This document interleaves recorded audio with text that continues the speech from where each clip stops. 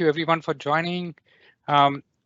Just to make sure you can see my screen and a quick word of introduction before we get rolling. So I am Arvind Shyamsundar. I am part of the product management team at Microsoft Azure SQL.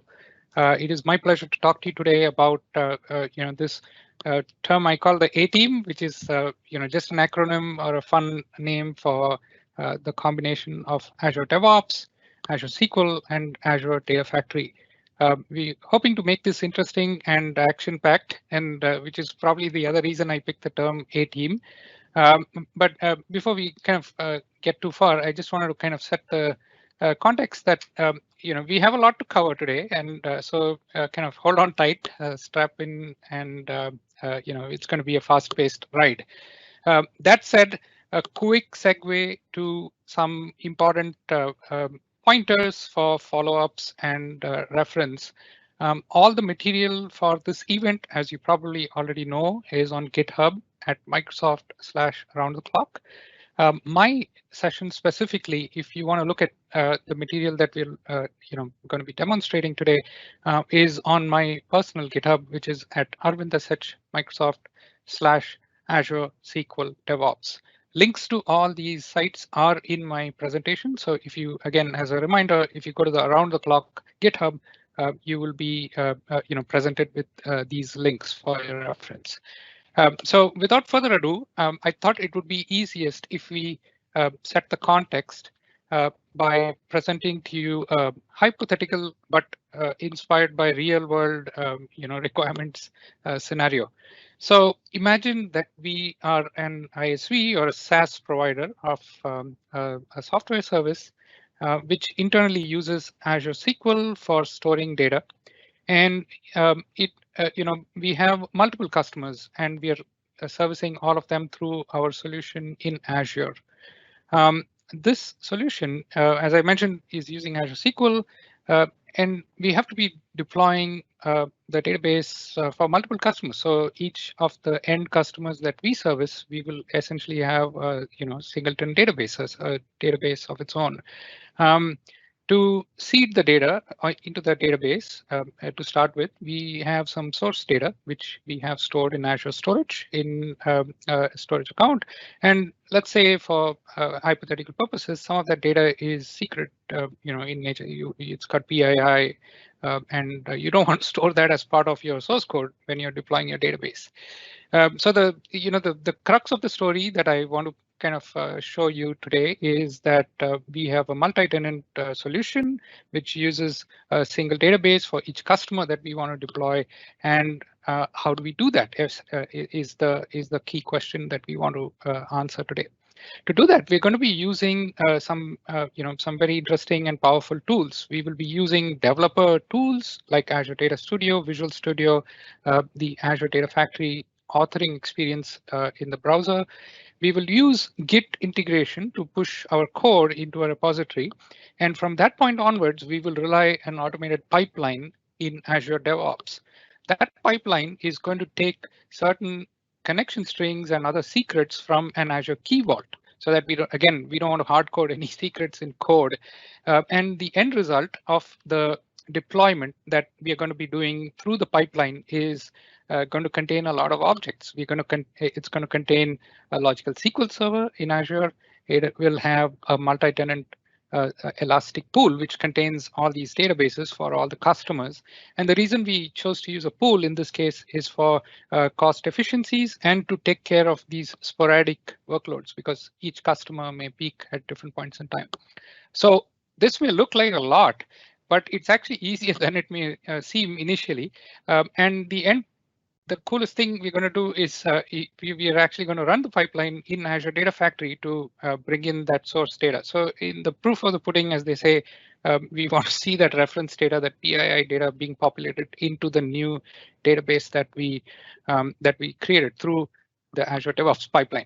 So again, this is a lot, but don't get overwhelmed if you don't know a lot of these things. There is a lot of reference material, as I mentioned, which we will be leaving you with, in addition to the short demo that we will show you today. A a whirlwind tour again. So the first part of the whirlwind tour is to quickly recap these concepts around DevOps. I'm sure most of you have heard the term, and it's a fairly popular principle and also a set of technologies that are widely used today. There's four convenient phases that we like to discuss when we talk about DevOps. There's the planning phase, which is your project, how you run your backlog, and so on and so forth. A little bit out of scope to discuss in depth today. Then there is the develop phase, which is probably the most important phase that many of you are working on a day-to-day basis, wherein you're developing code, you're writing database stored procedures, you're authoring data flows in Azure Data Factory, and so on. Then there's the deliver phase, which is how do you safely, repeatably deploy all of this into environments like production, and before that, of course, into some kind of stage, and so on and so forth. And the last kind of stage is the steady state, if you may, where you have deployed changes or initial footprint into the production environment and you're running the show. Given time and given scope for this presentation, I'm going to take a quick look at these two, which is the develop and the operate and the deliver phases, if you may. And if you look at develop, the developers in the team are mostly focused on things like how do I collaborate with my peers? How do I share code? How do I get peer reviewed code reviews? So on and so forth. So we'll take a quick look at how Azure DevOps allows you to do some of those things. We will also show you very quickly how Visual Studio and Azure Data Studio, which are the preferred programming environments, if you may, for database development, allow you to do the same things for Azure SQL DB. And last but not the least, we will show you how the authoring experience with Azure Data Factory allows you to interface with Git on the backend for source control and easily streamline your changes so that you can push out, pull requests from a single environment in terms of the Azure Data Factory authoring experience. And then I talked about deliver. Deliver is the whole set of operations around taking a snapshot of the code, safely deploying it into production or into staging environment, and being able to audit things if something goes wrong, being able to know what went wrong, looking at logs, and so on and so forth. So we'll take a look at this in action in a canned demo that I have for you. I'm going to briefly show you the develop side of things, and then we will get into actual demo of the of all these moving parts out here. So when it comes to Azure SQL, the developer story is quite interesting. And the easiest analogy that I've found to explain this is kind of a metaphor of when you want to eat a pizza. Let's say you want to you feel like eating pizza. You have two options. You can make your own pizza at home if you so desire. And this is obviously a very creative process, but it can be sometimes time consuming and error prone if you are not quite sure how to bake your own pizza correctly. So I use this metaphor to kind of showcase some options that we have for Azure SQL database development. There are tools like Visual Studio Code, Management Studio, which are very, very familiar to most of you. The essential thing in these environments is that if you want to change anything in the database, you have to issue an alter database statement, essentially, or an alter table or alter stored proc, alter proc command. So it's very imperative. You have to tell exactly how you're going to accomplish what is it that you want at the end. There are also third-party tools and libraries which allow you to, migrate your database through steps. And at each of those steps, you have to tell the database how it should change. So you essentially work with a whole bunch of alter statements after you have created a baseline. So that's not the approach that I will be focusing on today. The approach that I will focus on, which is probably more convenient for me, because probably I'm not a very good cook, is I'll probably go do a takeout or pick up a pizza from some pizza place or have a delivery of pizza from some place where they know how to make good pizza. And the whole thing in this is, if you simplify this, is it's hands off. You don't have to worry about exactly how to build the pizza or how to bake the pizza. You just specify what you want, and the experts behind the counter will build it to your specifications and your likes. So I'm going to use two tools and just show you very quickly how this declarative approach of database development looks.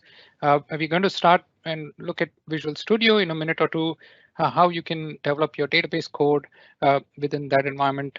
Also briefly show you a preview feature, which allows you to do the same thing with Azure Data Studio as well, which allows you to do the same things on Mac, on Linux machines.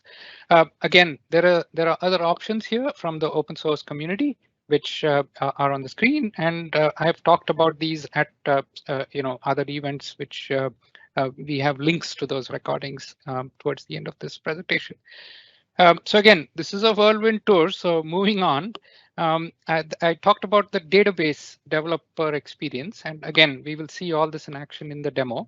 How does this look for when you're authoring Data Factory constructs? Like how do you build your pipelines, data sets, linked services, and so on? So Azure Data Factory has a rich authoring experience, and it's mostly in the browser, though you could work completely in JSON definitions in a programming editor, for example. But the key things I want to emphasize in this slide are the fact that Azure Data Factory authoring experience is tightly coupled or tightly integrated with source code, control methods like Git. So you can integrate your Azure Data Factory authoring experience with a Git repository. It could be a Git repository in Azure DevOps, which is what we will be using in our demo today, or it could be a Git repository, let's say in something like GitHub, for example. So again, details are going to be shown when we look at the demo in a minute, but I hope you're getting kind of the lay of the land, wherein we are trying to say that we have rich development experiences which are possible through these tools. And then there is the upstream experience within Azure DevOps for orchestrating your deployment phase. So you see, going back to those four phases in DevOps, kind of like a life cycle, we have deliver, we have develop, and all of these things fit nicely together. So let's get into the details, because I think it's easiest to again visualize all this, and it'll probably make more sense if you're not familiar with the space. So what we're going to do is try to pull that end-to-end picture that we drew earlier, and just as a reminder, what we said we will show you is deployment of a multi-tenant solution, which uses a single database for each customer that we want to deploy into the solution, and data factory set of data factory constructs like pipeline, data sets, and so on, again specific to that that customer. And we're going to do all of this through Azure DevOps, and on the front end through Azure Data Studio and Visual Studio for the database, and Azure Data Factory authoring experience for the data factory side of things. So let's get into the demo and kind of breeze through the key concepts here. So the first thing I wanted to kind of focus on is the database side of things. So I'm using Visual Studio, which many of you are hopefully familiar with, because you might have seen this in use for your conventional C# or other programming projects. But what I wanted to highlight to you is, if you recall the development experiences that we talked about for SQL, there is a first-class development experience for database projects, or SQL projects as we call them, inside of Visual Studio. Here is a sample that I pulled up just for convenience, and kind of giving you the kind of things that you can use with Visual Studio. So here's a create table definition for a customer table, which is eventually the table that I want to populate from the storage account using Azure Data Factory. What I wanted to show you is the first class dev experience that we get. So let's say I wanted to refactor a column to be renamed to something else. I can do that from within this experience. If I didn't want to rename it as yet, but I just wanted to find out what are the references to that column, I can do that from a single click. And as you can see below, it tells me that, hey, this column is actually referenced from other places in the same project. The other very useful thing with Visual Studio SQL project support is I can actually analyze my code ahead of time, run code quality checks, if you may, which I'm running live right now. And the cool thing is when they finish running, you will actually be informed of anti-patterns or really bad things that are existing in your code. So as you can see here, I'm just going to pull out one sample here. It says, hey, you didn't uppercase a keyword, and it's not a bad thing, but it's a good to have coding standard, kind of like a practice out there. I can do a lot of these things in Azure Data Studio as well today. I just have a quick preview of that for you. Some of the features are still in preview. So for example, code analysis is not yet available in Azure Data Studio, but it will be at some point in time in the future. But you have the same project kind of structure. You can build your project, produce a so-called DAC pack, navigate code if you're connected to the database, and so on and so forth. So rich development experiences with Azure Data Studio and with Visual Studio as far as the database is concerned.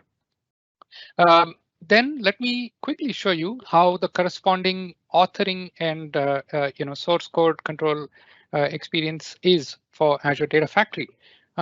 Here's a dev Azure Data Factory that I set up, and I have in here the pipeline and the data flow for my reference data that I want to populate into this set of databases that we are going to be deploying.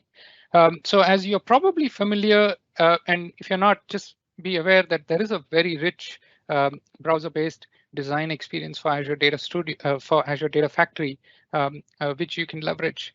I'm not going to go into great details here, but just be aware that you have the ability to define pipelines, data sets, which are actually the the views on the source and the destination for the data flow that we want to implement, and the linked services. So where are we getting our data from? It's a SQL database that we want to insert our data into. We're getting data from Blob in Azure and so on and so forth. So a very rich authoring experience. And the key thing here is the ability to connect it to a Git repository.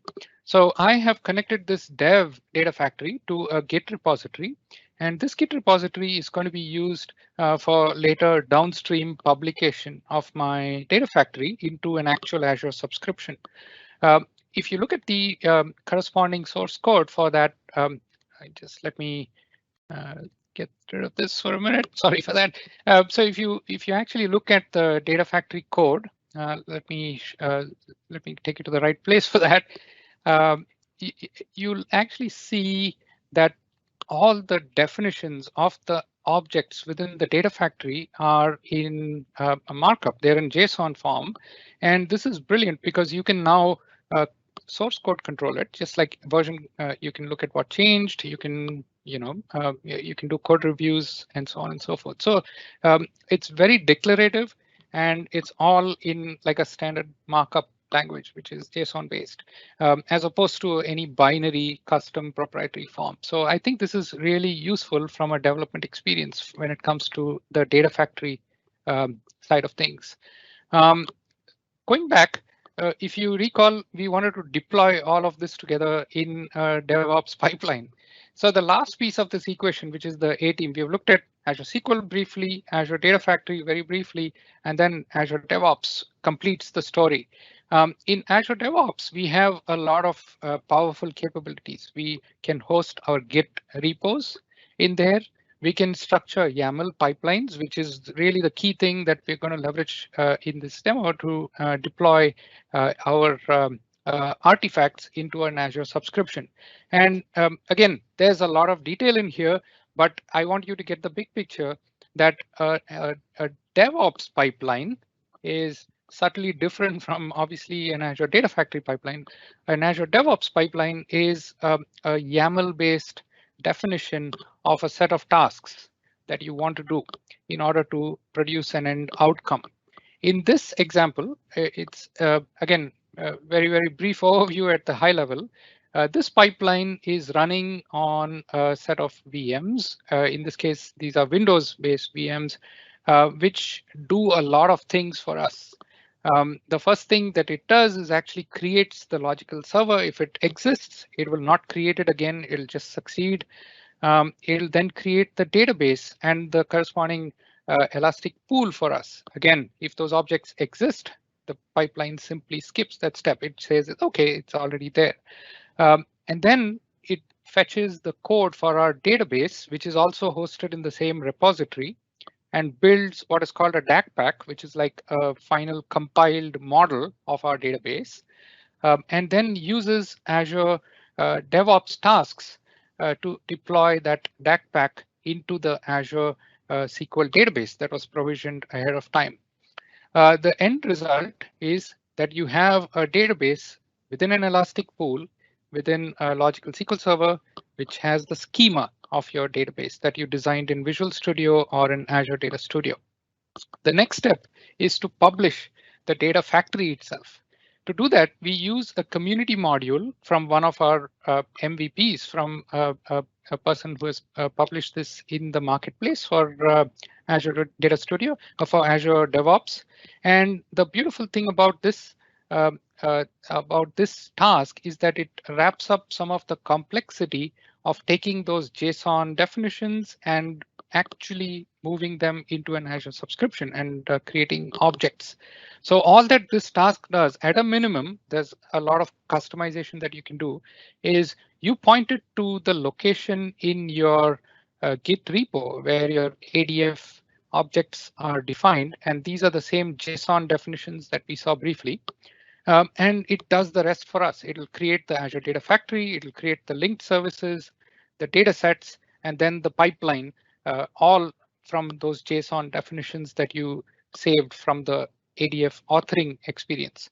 And then we let it access the Azure Key Vault for fetching secrets, because we don't want to hard code connection strings and other details into the source code. So we fetch all of those from a Key Vault.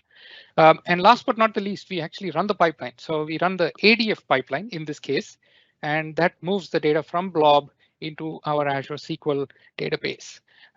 Because this is a lot, I thought we would run it ahead of time just to kind of show you how things look.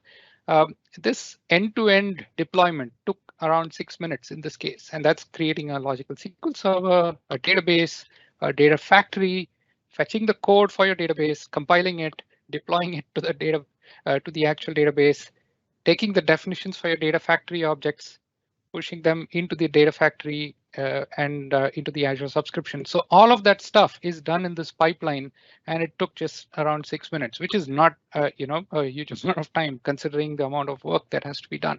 And it also runs the pipeline to get your master data, your reference data into the system. So that's the last few tasks that we have here, wherein it's actually running the pipeline and waits for the pipeline execution or the pipeline run to complete and so on. So the key thing I want to emphasize here is it is all done through a single YAML pipeline in Azure DevOps, and everything is expressed as code. So nothing needs a manual intervention in this pipeline. So it's as hands-off as you want it to be and as hands-off as it can get. The proof of the pudding eventually is that again, ahead of time, I had run this command so that we can visualize that, hey, we do have reference data, which is our list of customers, hypothetical customers populated into the database. So just a quick recap again, because there was a lot in there. We used the authoring experiences for both SQL DB and for Azure Data Factory. We pushed all that code into a Git repository. We then used an Azure DevOps pipeline, which deploys those objects into an Azure subscription. and then actually runs the Azure Data Factory pipeline to import data from a storage account into the newly deployed Azure SQL database. All of this is done without hard coding any secrets, without any hard coding of resource names, subscription names. Everything is parameterized. So again, I highly recommend if you are interested to look at the implementation, take a look at the GitHub repository that has the source code for all these objects. The Azure DevOps pipeline is also shared on that GitHub repo. As you can see, there's a whole bunch of parameterization. There are no hard-coded secrets anywhere in this code. So with that, I think that's pretty much what I wanted to show you today. And just a quick set of reinforcing links. All of these are shared in the PDF version of the slide deck, as I mentioned at the beginning of the talk. But a couple of things that I wanted to mention, because this is so much, the stuff that I tried to share with you today. Please take a look at some of these blog posts. These blog posts are a nice, gentle introduction into the topics that we talked about today. I also have recorded a couple of videos as part of Data Exposed series, which go into this in a lot more, quote unquote, leisurely manner. And a couple of my colleagues have posted similar videos on the Data Exposed series covering, for example, SQL projects, development within Azure Data Studio, and so on. And there's other references for the record in the slide deck, as I mentioned. Please feel free to look at them. And again, if you have questions, I will look at the chat. I will also follow up in Teams after this presentation is over to try and answer any questions you may have, because again, this was the Ateam in action. It was a whirlwind tour, as I mentioned to you. So hopefully you enjoyed it and you get a good idea of how Azure DevOps, Azure SQL DB, Azure Data Factory all work well with each other. So thank you, and over to you, Vijay.